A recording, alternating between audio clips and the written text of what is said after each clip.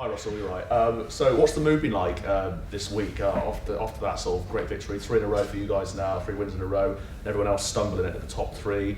You must be feeling pretty confident going into tomorrow. Yeah, well, I think everyone's feeling good. I think we're feeling confident of the place we're in terms of the performance, which was nice, and the results have been really good, so it's been a big week for us. And then tomorrow is a completely different game, so now it's about getting really ready for that and making the players understand what to expect and what's expected of them. And I think it's become clearer and clearer game on game in the last week, and with 4 games to go, the next 3 really don't matter if we don't take care of tomorrow. So it's so important. It's the biggest game of our season for sure, and we need to make sure we go and play in the way that we want to play and play the game that we want to play, which I think is difficult sometimes in this division, and especially with what's at stake and the timing of the season. But the players have been really fantastic with that, and very, very rarely step away from being the team you want to be, and they have to do that again tomorrow. In terms of, a lot of teams have lots to play for, but Cardiff are a side that don't really have much to play for. They're not in any playoff battle or anything like that. They're sort of mid-table. Does that sort of maybe give yourselves a bit of an edge because they won't have as much to play for? Do you think that? No, I think it's dangerous. I think that nothing to play for thing is just a bit of a throwaway comment in football, really. They'll have thousands of people there watching them. Some people will be out of contract, some people will be on loan, some people will be given opportunities maybe at this stage of the season that haven't had many. So there's always something to play for, always, individually and collectively. So yeah, I don't see that coming into it. And also teams play with real freedom sometimes when they maybe don't have much to play for in terms of promotion or relegation. So we saw Watford come here last week to our place. They played brilliantly at Ipswich on the Wednesday. And then you think, oh well, there's nothing to play for. The energy the Ipswich game has taken, and then they were brilliant. So it was a really, really tough game. So it's a bit of a throwaway statement in football. I think every game is tough in this division, and yeah, this will be a tough one. And psychologically, all of the top 4, yourselves and the other 3 above you, they're playing at different times. Leicester kick off at lunchtime, and you guys play in the middle of the afternoon. Then obviously the Leeds and play a bit later, and obviously Leicester as well. Ipswich as well. Sorry, I should say. Do you think psychologically it matters at this stage, like who plays first in terms of momentum? Will you have half an eye on the games that are played before? Yeah, I'm not going to lie to you. We'll watch the game before ours. We always do. So, and if there was a game tonight, we'd watch that as well. So it's a completely psychological game, football, whether it's the first game of the season or the last game of the season. So mentality, psychology, courage, willingness to really go all the way will play a huge part in the next 3 or 4 games, or however many games teams have got left, but is also not something we can control at all. So we'll watch it out of interest because we have 2 of these teams to play still. But honestly, nothing really matters if we don't win tomorrow. So we have to win tomorrow, so it's all about us, and the rest we'll see. You have to almost go full tilt then into this game tomorrow, even though obviously you've got that game midweek against Leicester as well. You can't almost honestly not thought about Leicester once. Full tilt is the only way.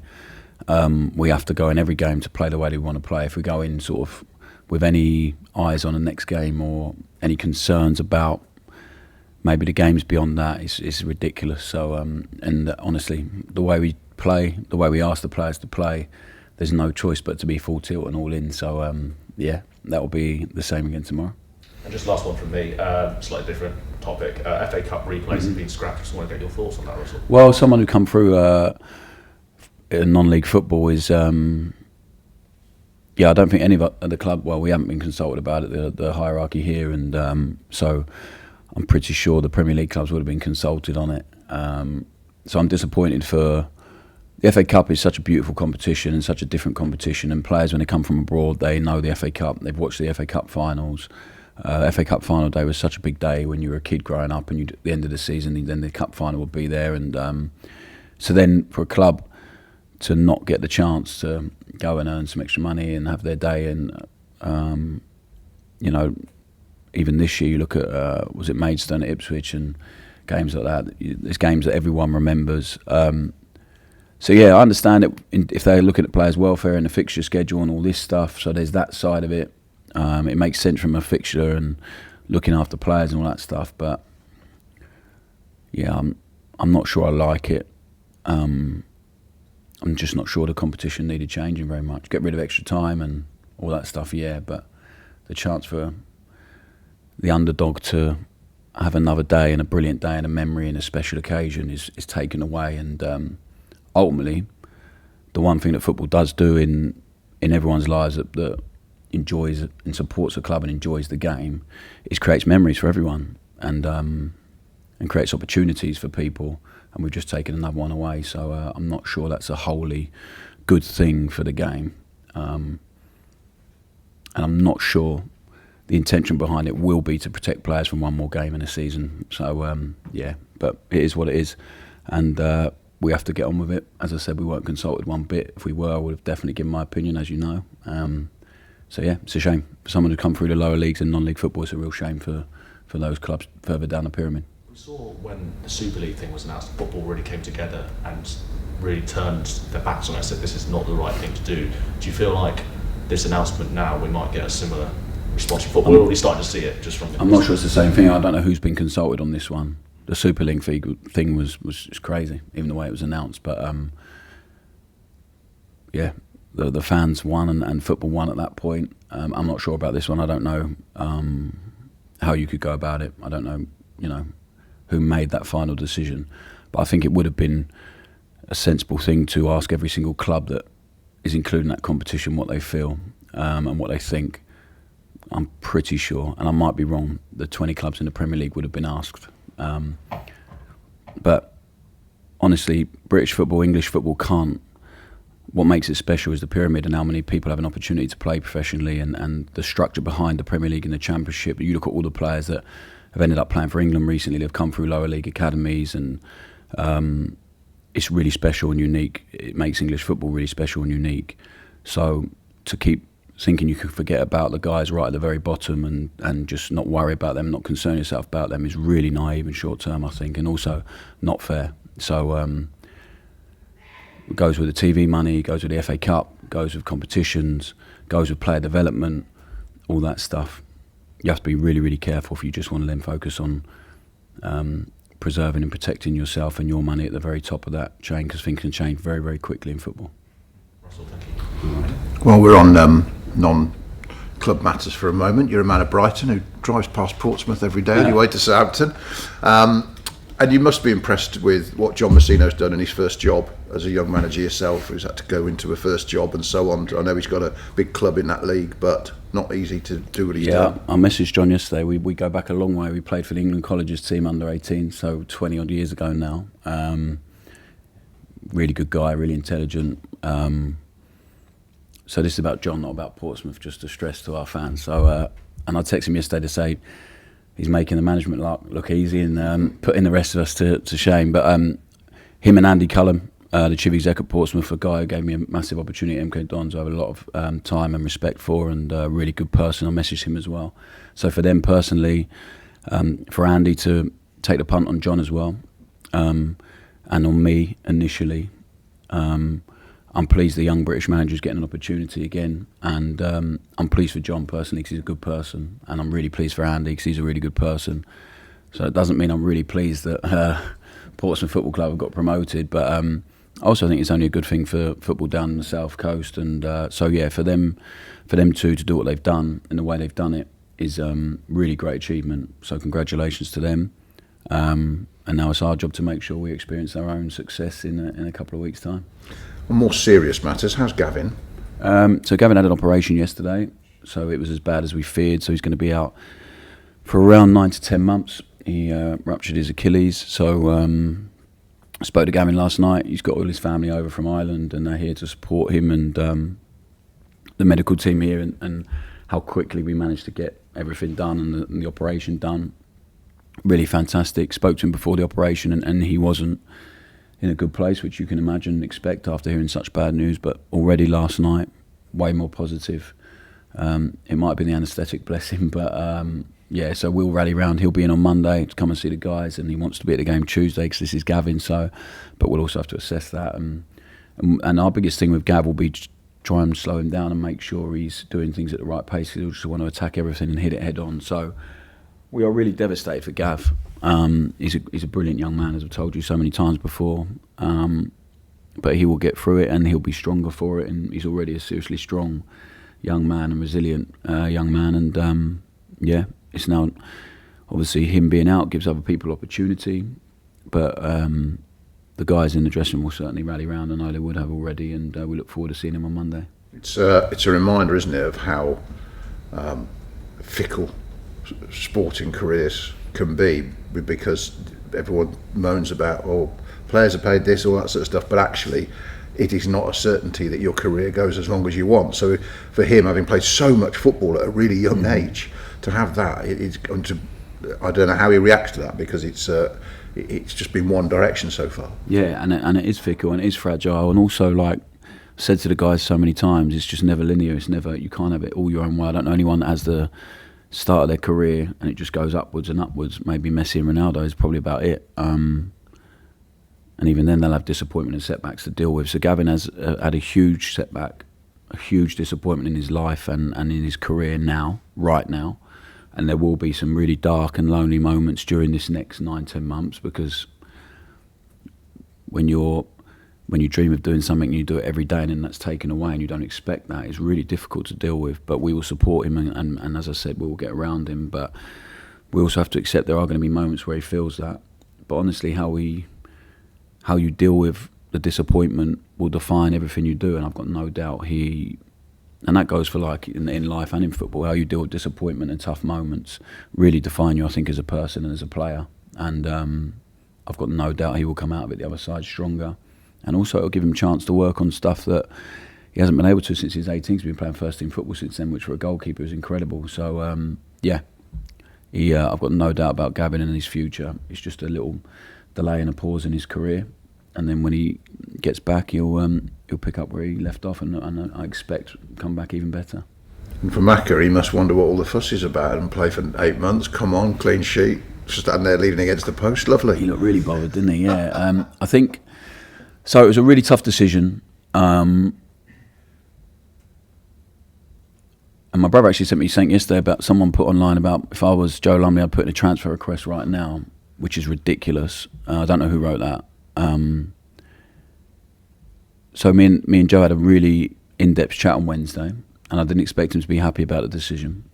But I speak to him about why I felt the decision was the right one at the time, and then he probably still doesn't agree, but hopefully he respects the decision. And we left, we had a quick hug and I thanked him for the chat. In Alex, we have someone with a lot of experience at the highest level, has played for his country, and we've seen what Joe can do. So I just wanted to see what Alex could do, and I think he did great. I think he had very little to do as a goalkeeper because the guys in front of him played really, really brilliantly.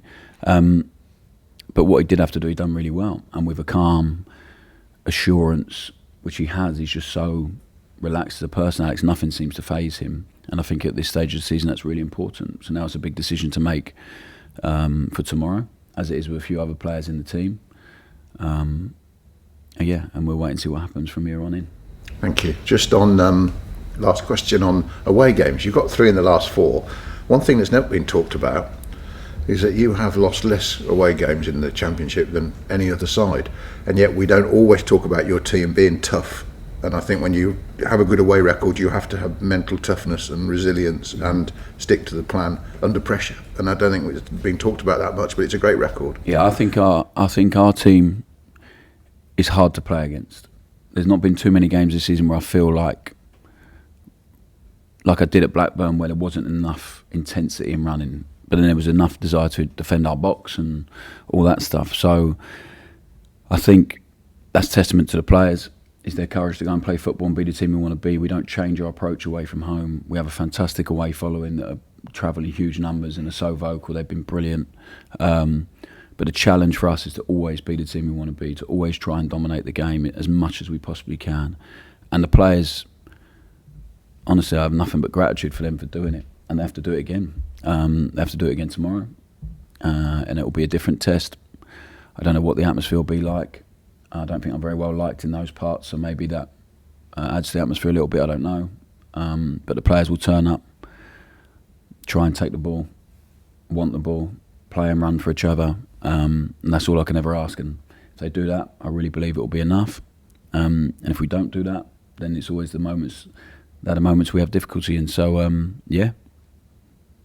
we'll wait and see. It's an exciting challenge, but I've no doubt if they bring the courage and aggression they brought on Tuesday, then it'll be we can turn it into a good day for us. And they've shown an ability to cut out the noise. You know, when you're away from home, it's all right. I was talking about the football style you want to play, but there's another side to it, isn't there, where you have to cut out everything out, and they've done that really well and shown their experience. Yeah, I think they've shown an ability to cut out the noise at home and away in some difficult moments. So, and that's not a criticism of our supporters. Of course, when we're trying to play in the way we play, there are some moments that are really scary, and then a few anxious moans in the crowd at times. Not a lot. It's a real minority, I feel. And you know, but the guys have.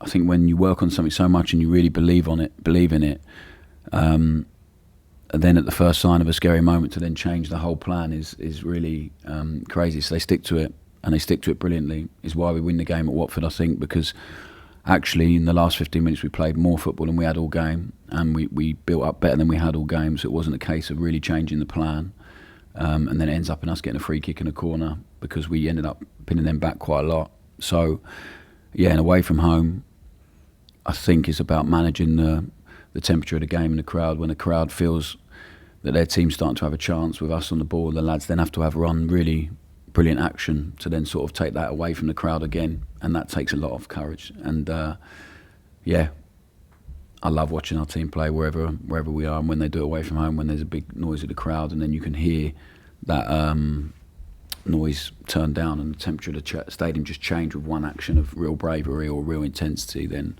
is a really beautiful feeling for the players, I think, and we have to try and have that as much as possible between now and the end of the season. Thank you. Hi Russell, just on Gavin there, Ross Stewart's had kind of a similar journey recently. I think he had the similar injuries. Can he kind of help in parts of the recovery, kind of the mental side of it? Yeah, for sure. I think we have a brilliant like sports science and medical department, so they'll all be round, and they've done this before a lot of times. And but having people like Roscoe and Juan, who's been not the same injury, but has had a really tough time with injuries, and he knows Gavin as well from a young age. So yeah, there'll be numerous people in there that can help him that have been through something similar. Ross being through exactly the same injury, of course, then I'm sure there'll be conversation along the line about where he is at his in the stage of the rehab he's in and all that stuff, and also because of the guy Ross is, I've got no doubt he'll want to help Gavin and offer his support in that way. So yeah, I think that could be really, really important. Just on injuries, Tuesday Flynn took a kick, and that's kind of why he came off half time. How's he doing? Yeah, he's doing all right. He's doing pretty well. Obviously, we have to make a judgment on tomorrow, whether he starts, whether he comes on. So yeah, but we have a really talented pool of players to choose from if we decide that Flynn isn't quite ready. But he's given himself every chance to be ready. He's been in for treatment. He says he's feeling quite good. So yeah, we'll keep our fingers crossed for tomorrow. Errol Bullitt saying yesterday that Cardiff have got a lot of injuries. He may put a couple of the under-21s players in the squad. Does that kind of give you an element of surprise as well, because you maybe don't know so much about them, and they're going to kind of be coming in trying to really impress the senior manager, trying to earn a spot? I said that at the start. Yeah, some people maybe have an opportunity they've not had, so the energy and willingness and desire that brings can be really dangerous for us. So whatever team they put out, they've had a good season. They're competitive, they're aggressive, they do some really good things, and they've got some really talented players. So yeah, I don't think is why we can't sit there trying to predict their team and predict their approach. We'll watch the game we played against them, we'll watch their last few games, which we have done, and then we'll try and come up and give the best guess we possibly can at what their approach might be, and prepare the players for that. Looking back to Tuesday's game, I think a lot of people felt like it was quite a good balance in the side, because you kept a clean sheet and scored 3 goals. Is there such thing as a perfectly balanced side for you? In terms of the team that's on the pitch or the performance? The team that starts, and then how that kind of plays into the performance. I think whatever team we pick can bring that balance in terms of the courage to play football and real willingness to play football and to play and move for each other, and then also to be really horrible and aggressive and mean without the ball. I think we have 21, 22 players that are really capable of bringing that onto the pitch. But the balance of the team was really brilliant. We played some really, really great free-flowing football, and then showed some real aggression and reaction to losing the ball and willingness to hunt the ball, and I love that, and we need to bring both. Otherwise, when we bring both, I think we're so difficult to play against. And if we do bring both, very rarely is the result gone against us. So that's the challenge for us now, is to do that. New contract yesterday. Happy for him to sign on for a couple more years. Yeah, I'm really pleased with Nico. He's really stepped up over the last couple of months in terms of his fitness and his training habits. He's been really, really good. We've been really demanding of him. The poor kid, I take him out for extra most days and running or football, and because I just don't think he was in a shape to really give the best version of himself at all when he come back. 'Cause he'd been injured at Colchester, but he's shown a real willingness, a real brilliant attitude to learn and play. So yeah, he's been really nice to have in the building actually, and I'm really pleased for him with the contract. He's earned that, and now it's up to him to really kick on and not accept that this is enough for him. So if he really wants to then kick on again, he has so many tools, physically and technically. So the rest will be down to him. We'll push him as far as we can, and then as always, the rest will be over to him. Thanks, Russell.